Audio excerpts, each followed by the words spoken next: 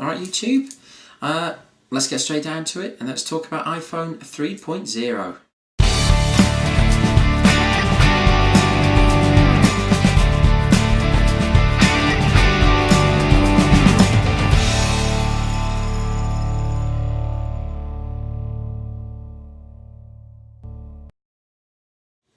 So Tuesday, March 17 was the day, and the venue was Cupertino on the Apple campus, and Apple started making announcements about iPhone 3.0, and they made a lot of announcements about it.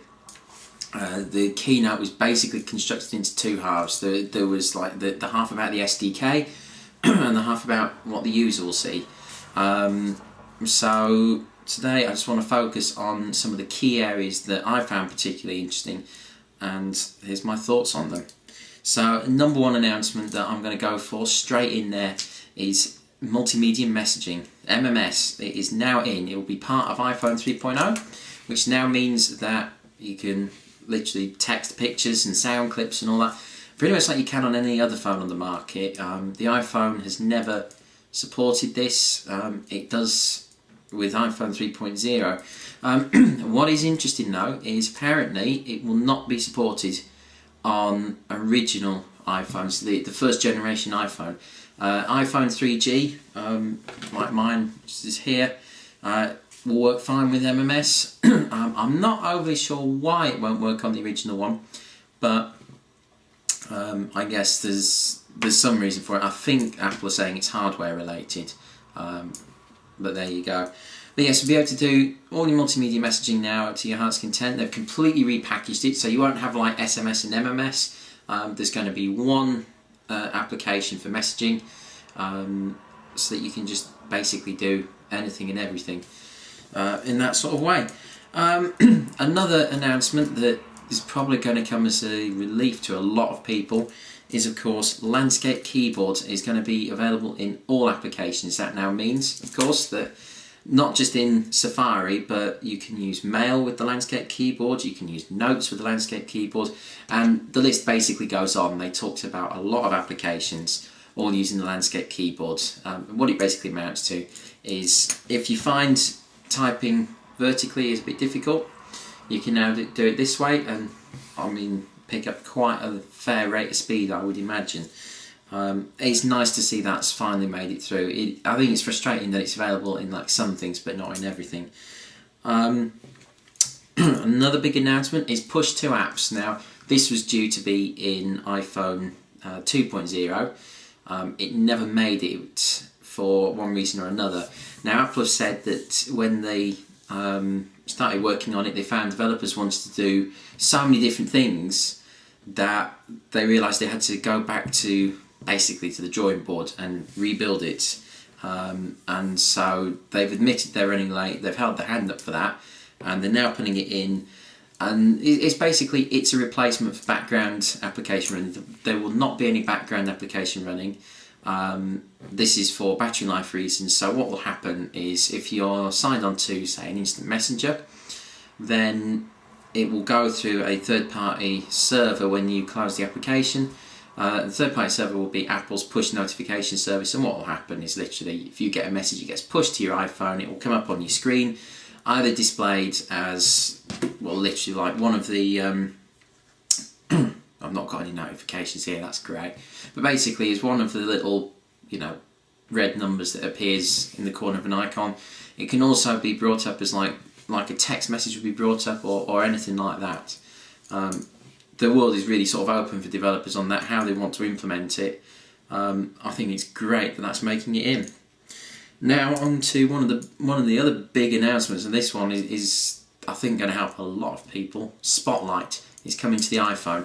It works literally how you would imagine it works on the iMac or on any Mac, you know, OS 10. It's the same principle. You type in first few characters, it comes up with, you know, all the relevant hits from your music collection, from the files that you could be looking for, from emails, applications, everything. It's the same, works exactly the same on the iPhone. There's going to be, the interface is still going to be the same as what you see on the traditional iPhone. It's just going to be the standard home screen, but instead there's going to be another screen that will be off to the left. If you think this is the leftmost panel, the standard home screen. There'll be another one off to the left, which will be literally your spotlight search. And from the demos, it looks like it runs a real treat. Now on to two of my favourites, and these ones I want to spend the most time talking about. Turn by turn is going to make it in. So that means you can have turn by turn GPS. Apple have said it is bring your own maps, so developers have to license their own maps. They can't use the ones that Apple have licensed from Google. And it's literally, there's a licensing issue around that. But what it basically means, in all fairness, I think we're going to see products like TomTom and Navman and all of that starting to appear on the iPhone, which really rounds the device off. They've enabled access to core locations, so you think about it, if you've got an iPhone, do you really need to buy like a TomTom navigator when it all starts coming out? I don't know what prices will be, I don't know which companies will come out, but I'm willing to bet that the big players will be interested in developing for the iPhone now. So yeah, I mean that's awesome news, particularly for me because I've got an old Dell Axim PDA that the only reason I still use it literally is for GPS. So the fact that I should be able to get rid of it now is surely a bonus because I can have everything in one device. And the big announcement, the one that everybody was waiting for, is of course cut and paste. And yes, it is now in iPhone 3.0. And literally, I mean, the way it's been implemented is, I think, brilliant.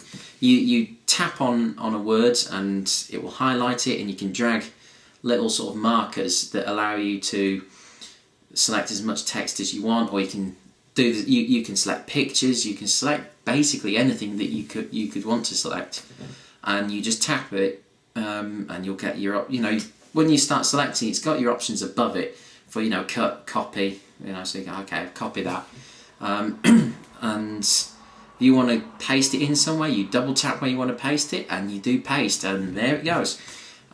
What they've also implemented is another feature around this whole thing, so you can undo and redo moves. And the way you get it to bring up the undo menu, you shake your iPhone. It's literally that simple.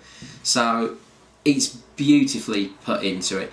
You can copy and paste between applications. You can do it from Safari. You can copy and paste from text messages to text messages. You can do pictures. You can literally anything you could really seem to want to copy and paste, you can copy and paste it now. And with all that interoperation between applications, I think it's going to lead. And I've said it before. I said it before the event that I think this now means that we're going to pave the way for some real productivity software on the iPhone. I'm going to go out on a limb, and I'm going to say that I think that by the end of this year, and probably by the time that 3.0 is launched, Apple are going to bring out a version of iWork for the iPhone. There, I've said it. But I think that's what's going to happen. I think we're going to see more sort of office type packages coming out. I'd really like to see Microsoft produce one, but whether they will or not straight away, that's another story. But I think we're going to see iWork on the iPhone before too much longer. And personally, I can't wait for that. You think about it, it's going to be such a real bonus to be able to edit stuff on the go rather than just reading it. So yeah, there you go. Those are the key announcements. I'm sorry this video has really just been sort of like a fleeting sort of pass through it.